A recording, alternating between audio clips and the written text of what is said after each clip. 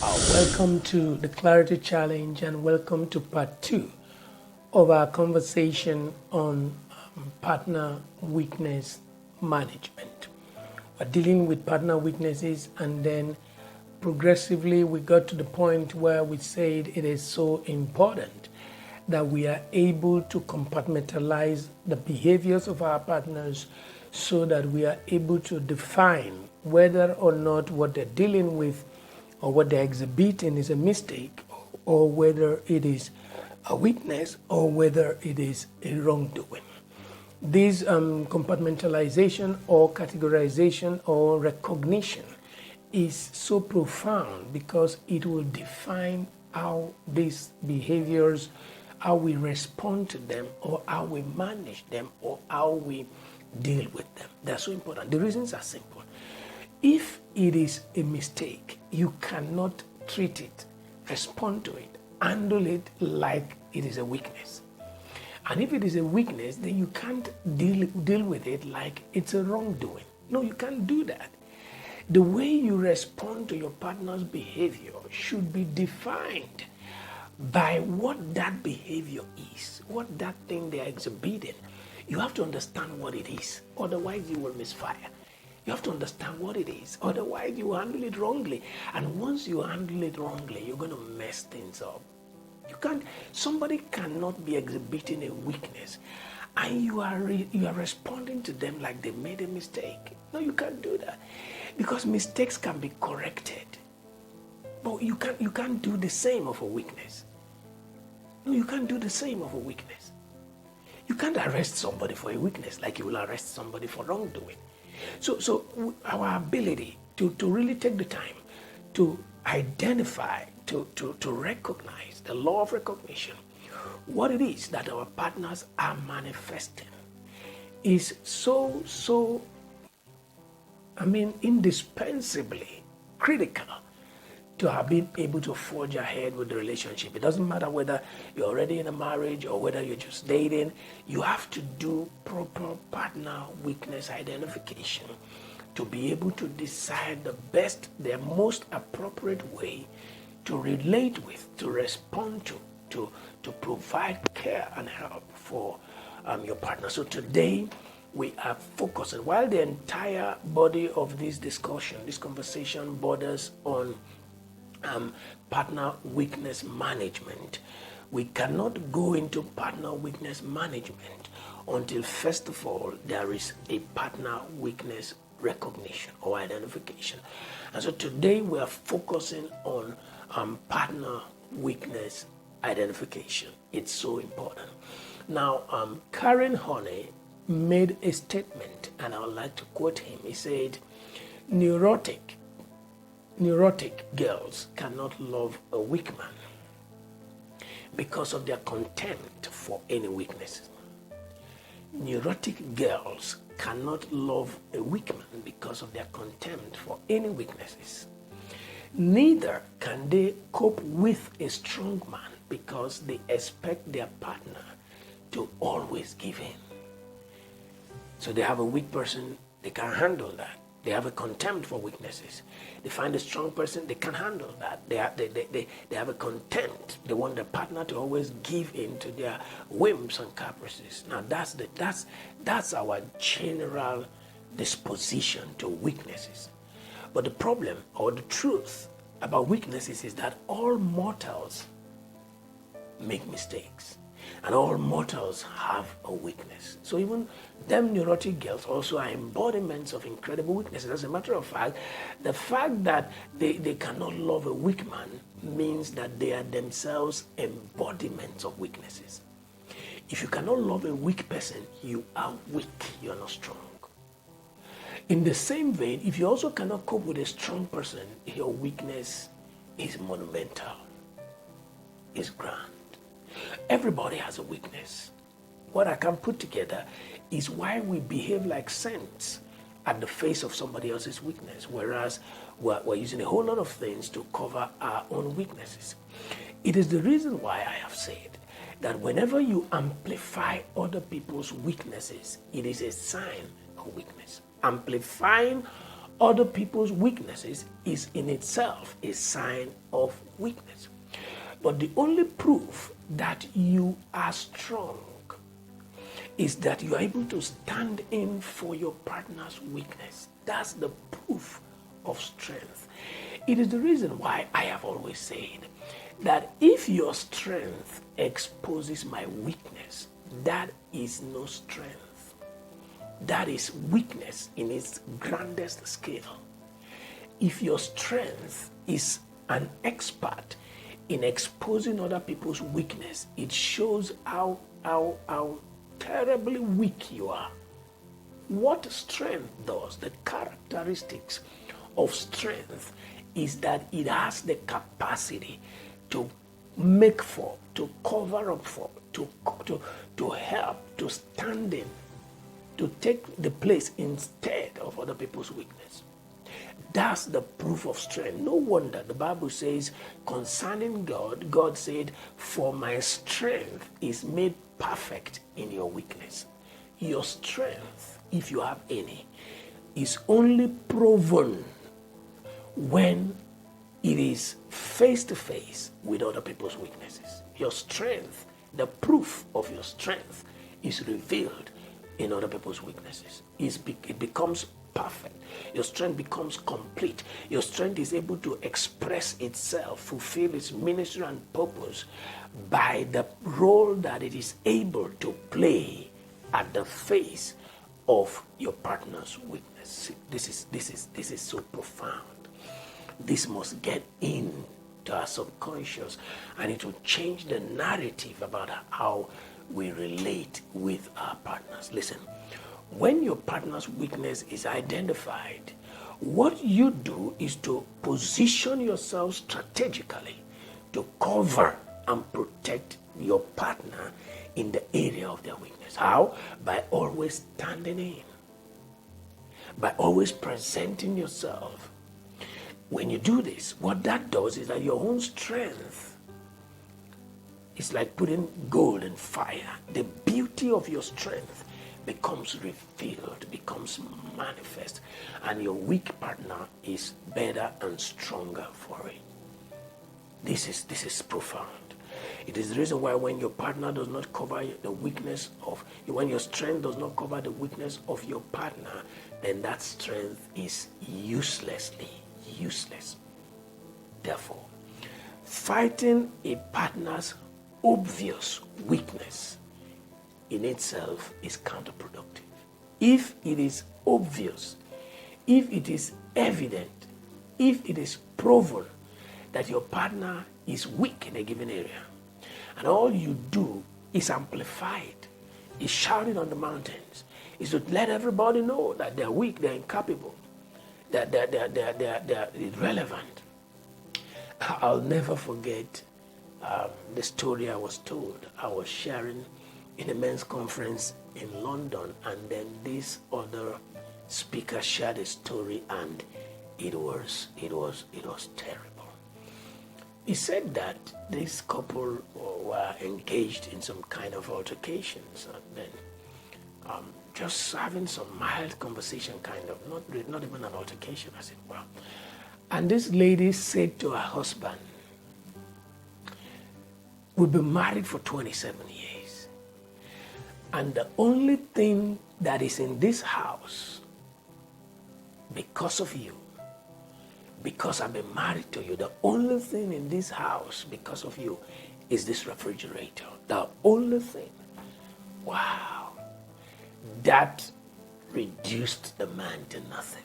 That derobed the man. It messed him up. For 3 weeks, he was shocked to his feet. He asked her, he said, you mean you said that to me?" 1 week later, standing where he was, he asked her again, "You mean you said that to me?" 3 weeks later, 4 weeks later, 5 weeks later, he couldn't get himself out of the shock. He couldn't believe that 27 years after, this was what somebody he has spent his life with was thinking about. He kept asking, "You mean you said that to me?" if your strength, you are financially stronger, only reveals the weakness of your partner. I don't know what to say to you. I just don't know what to say to you. What came to my mind is not good. So I just leave it at that.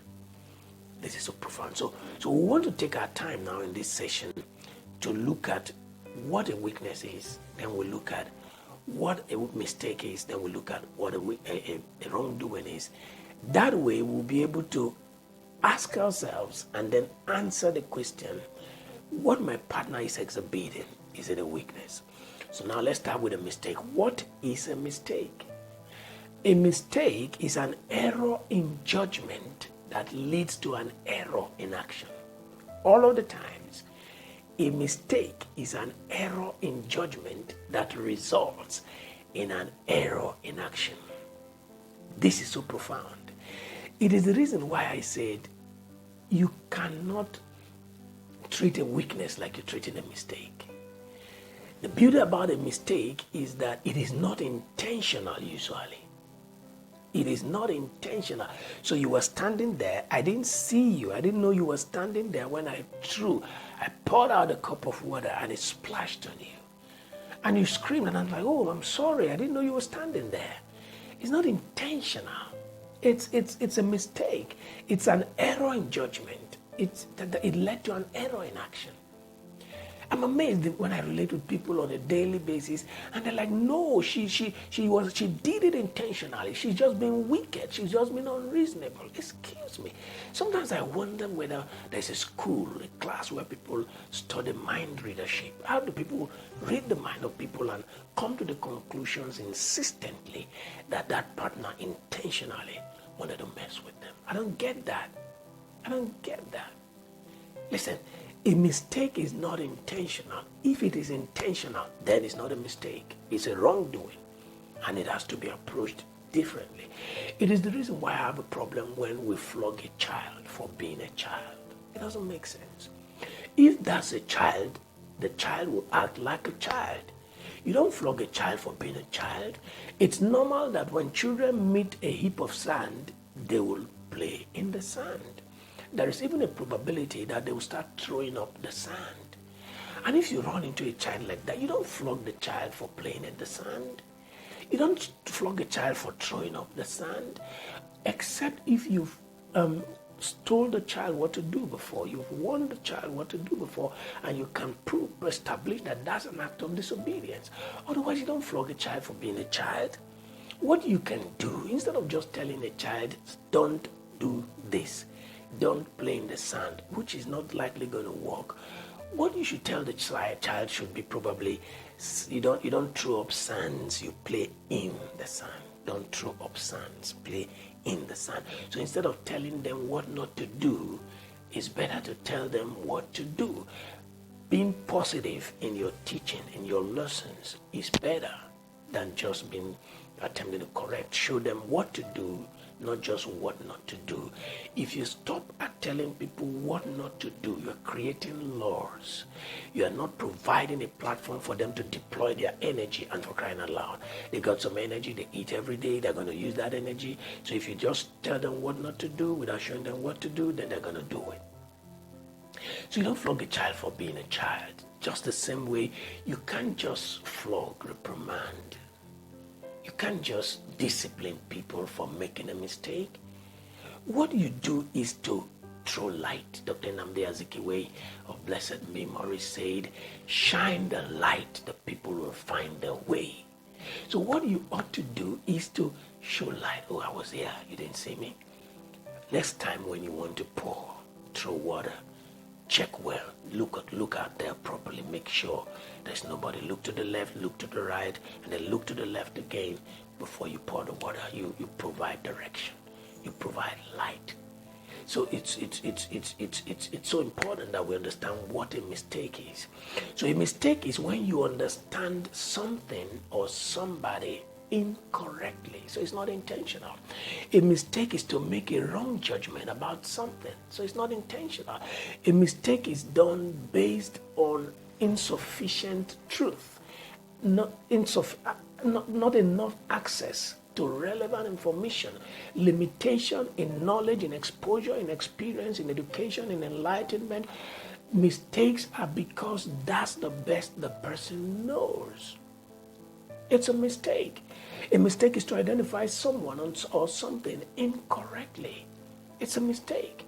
A mistake is when you confuse one thing with another thing. So it's okay if somebody makes a mistake to correct them. You correct their mistakes by providing better light, providing instruction, providing direction, and demanding that there should be a change in behavior. Because the only proof that learning has taken place is when there is a change in behavior.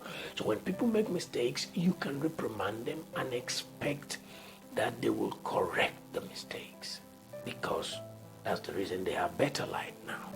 And that will be fine. But I'm saying you cannot deal the same way with a weakness. Now, what is a weakness? A weakness is a quality. A weakness is a condition. A weakness is a way of life. A weakness is a state of being of an individual. And it is usually defective in nature. Underline the word nature. It's usually defective in nature. If you understand the import of the statement nature, you will understand how ingrained in a life a weakness can be, how ingrained in their nature a weakness is. So it's a quality, a condition, it's a way of life, a state of being, a condition. This is heavy. This is serious. And for goodness sake, if something is a defective nature, you can't shout it out. You can't scream it out. You can't flog it out. You can't starve it out. You can't deprive people of stuff because they're manifesting weaknesses and because it's a constant. You can't do that. It means you don't understand the gravity of a weakness. You don't understand it. A weakness is a quality, it's a feature. It prevents someone or something from being effective or useful. It prevents. If it prevents, it has energy. If it prevents, it has power. And oftentimes, its power is overriding. It's way ahead of the strength of the person that it has overpowered. That's what a weakness is. Listen, when you understand a weakness, becoming empathetic is just a natural flow, a natural consequence, a natural outcome.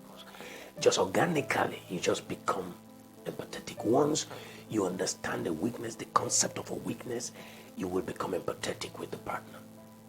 A weakness is something that you like so much that you are often unable to resist it. Underline the word. You are often unable to resist it. It's the reason against their argument. I tell them homosexuality is a weakness. You like it so much you are often unable, incapacitated, neutralized, easily beset. You can't withstand it. I tell them lesbianism is a weakness. Homosexuality is a weakness. The entire catalog of what it is in the gay community, all weaknesses. Because if it's not a weakness, the proof that it's not a weakness is in your ability to wake up tomorrow morning and say, I'm not doing this no more. I can't do this no more. If you can't stop it, it's a weakness. If you can't stop it, it's an addiction. So when people are dealing with drugs, they're dealing with masturbation, they're dealing with pornography, they're dealing with infidelity, they're dealing with all kinds of people that womanize weaknesses. They're overwhelmed. Once they see a woman, they are paralyzed, they're incapacitated, they become dysfunctional. Their entire brain shuts down until they've slept with that woman. It's a weakness. No, it's a weakness. Some people have a weakness for smoking. Other people have a weakness for procrastination. Some people have a weakness for stage fright. Some people's I have weakness for insecurity. And the problem with insecurity is that it's a broad term. What engenders insecurity for people are different with different people. Some people become insecure once they have financial issues. Some people become insecure over too many things. These are profound things. Some people have a weakness for stage fright. Once they are on the stage, their body begins to vibrate helplessly. They are miserable. They don't know what to do. And you can't flog that out of a child, for crying out loud. You can't do that. And so it's so important that we understand the enormity of a weakness. Sometimes weaknesses pre-exist the individual. That is, they were born with the weakness. They are so helpless. Sometimes it has been developed over a period of time due to the environment they grew up in due to exposure. Sometimes it's just there. Oftentimes, weaknesses are die-hard in nature.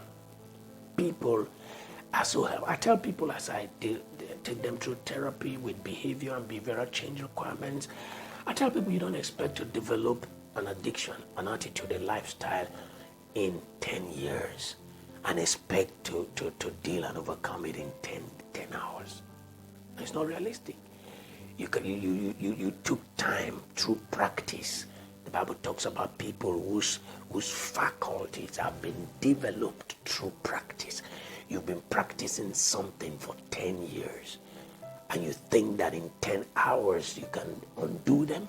You think that in 10 days you can undo them? It's not always like that until the supernatural comes into the right thing. It is the reason, listen, when you understand the intensity of a weakness, it is the reason I tell people that the right thing to do when you are in a dating relationship is to engage intensively in partner weakness identification. This is so profound. It has to take place. It has to take place so that you can decide, okay, this is the weakness that my partner, intended partner, is dealing with. Can I live with this weakness forever? Because there is no guarantee that this weakness is going to change. There's no guarantee that this weakness is going to change. Can I live with it forever? Or if I can't live with it forever, it's okay. There's no problem with that. You let them go. They will find somebody that can live with that, that can love them in spite of that. If you can, then you also go. You will also find someone you'll be able to fit into their weaknesses, because the truth is, even the person you are going to will have weaknesses in other areas, which probably you'll be able to deal with. But to think that you're leaving this one to go to that one because you think that one is not going to have any weakness, you're living in the world of fantasy. So that person is going to have their own kind of weakness, and you have to be sure you can make do with that kind of weakness. So if you can live with it, fine, you keep up with the relationship, but you need some of the skills that I'm going to be teaching in the course of all them series on partner weakness management to be able to live harmoniously with them and enjoy the relationship. But if you can't do that, you can't live with them, you let them go. Alternatively, even if you don't have the skill sets, you want to, the third thing you can do is to expose them to therapy. You have to outsource training for them to be able to deal with what it is they're dealing with, while you cooperate with them when they come back home, to create an environment and a platform that makes change, learning and change, learning, unlearning and relearning possible for them. Your contribution is going to be critical all of the times. This is so profound, where you're able to position yourself strategically until they outgrow the weakness. What I just said now, you don't want to mess with it, because it is the reason why some people are literally angels when they get married to us. They're literally angels. We said they were amazing when we took them to the altar, when we presented them for marriage. And now we say they are worse than Lucifer. Why? It is because of the lack of skill set for managing our partner's weakness. It is always handling, the way we have gone about handling our partners, that have messed things up. This is so profound. Now, I'll quickly look at misdeeds or wrongdoings. Wrongdoings are different from mistakes. Wrongdoings are different from weaknesses. Of course, a mistake can graduate into a wrongdoing. For example, yes, you poured that water, you didn't look, you didn't notice that there's somebody there. So you didn't know somebody was there, you poured the water. Let's assume that water is hot, water at boiling point, you poured the water. Even if it's a mistake, the damage you've caused on the person has graduated it into a wrongdoing. And you gotta answer questions for that. Correcting you want is not gonna fix it.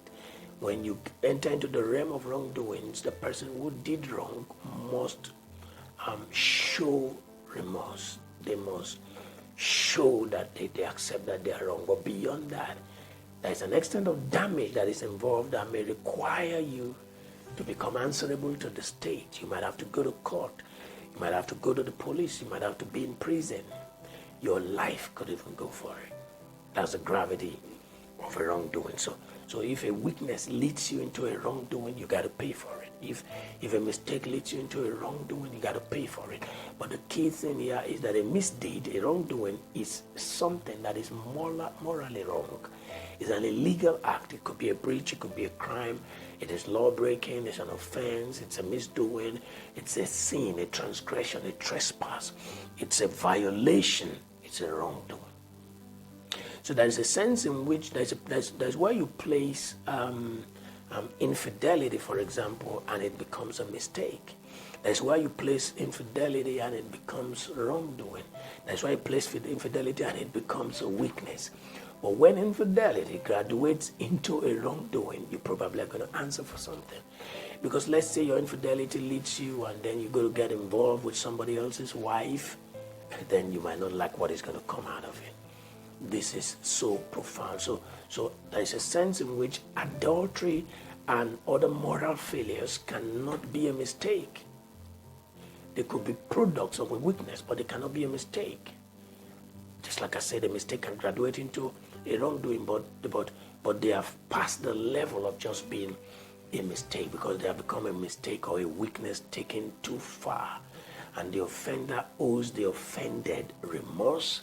He owes them an appropriate apology, and they might have to go to answer to security institutions because you have exceeded some certain boundaries. This is so important.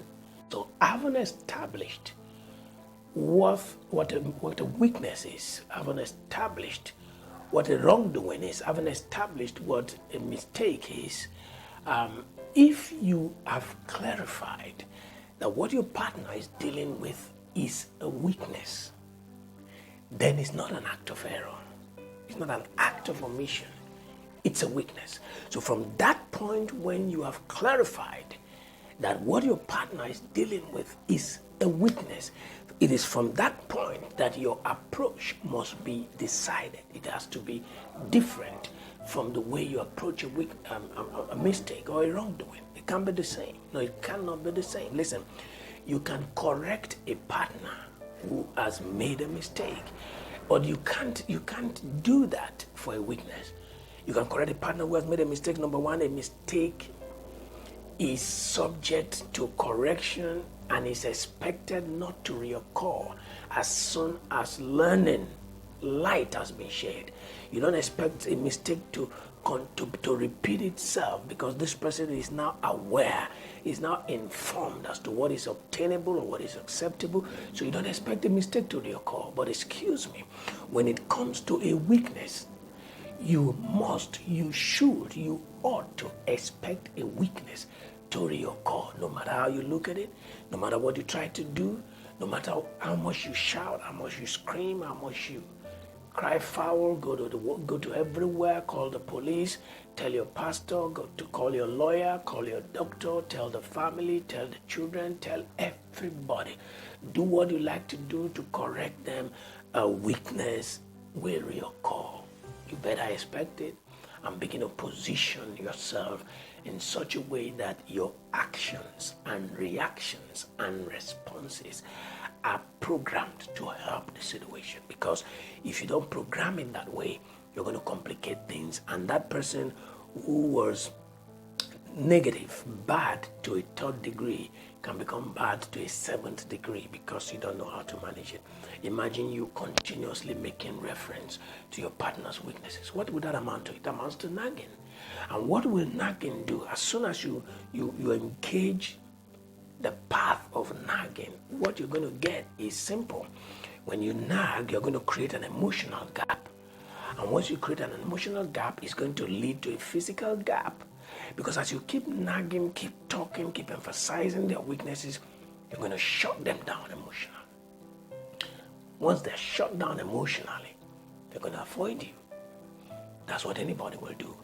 Avoid somebody who talks down on you. Avoid somebody who cannot celebrate you. Avoid somebody who cannot make your burden easier, make your challenges easier to deal with. You avoid them. And as soon as that gap is created, trust me, you are losing the relationship, you are losing the partner, you are losing everything you've invested in. And I'm not sure that's the best way to go. Therefore, to think that correcting a weakness will eliminate it means that you do not understand the gravity, the import, the full weight, and the implication of a weakness. This is so profound. Haven't come to this point where we've agreed that correcting, nagging is not going to eliminate a weakness. The question will be, what should we then do? The first thing to do is to accept the reality of what you are face to face with. Number one, accept the reality of the weakness. Accept the reality of who your partner is. Accept them for who they are. And the only way you prove that you have accepted somebody is that you celebrate them. You don't tolerate them. You celebrate them. Everybody will avoid those who tolerate them. Everybody will avoid those who don't celebrate them. Everybody will have, when you tolerate people, they know it will show.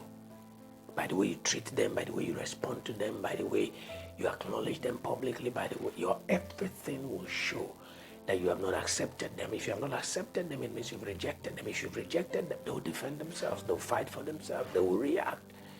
They'll function in ways and manners that will also mess you up and mess up the entire relationship. You don't want to do that. But when you truly accept a person, and you can't accept the person until you come to terms with the reality of the weakness and how helpless, how defeated, how battered life has dealt with them, the kind of lemons that life has thrown at them. When you come to realize it, it will automatically translate into empathy. Automatically.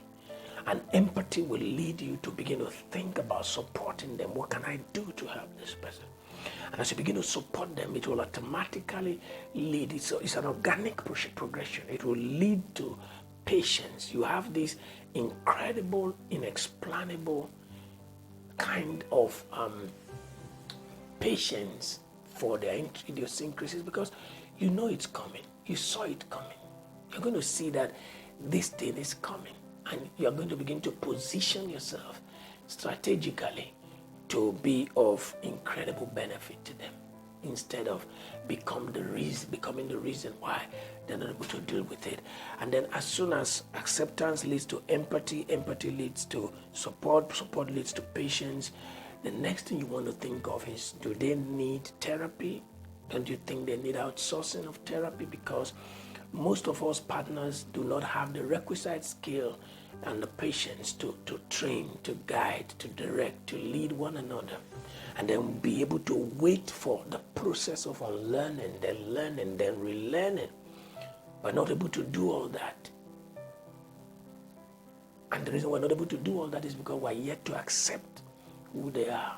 And apart from the fact that we don't have the skill set. So we might have to discuss and then begin to outsource therapy. What therapy will do is provide training.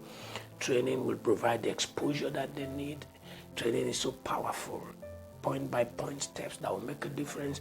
And then the therapy will provide a practice.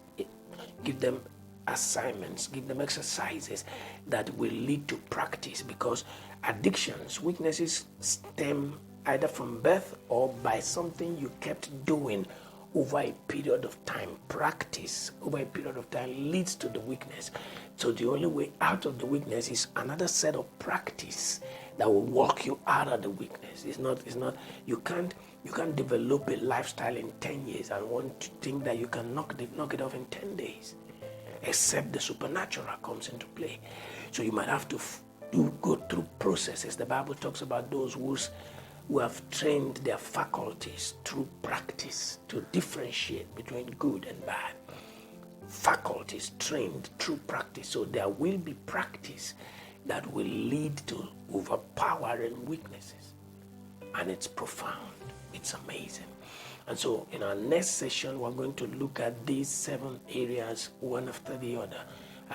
More detailed: acceptance, empathy, support, patience, training, exposure, and practice.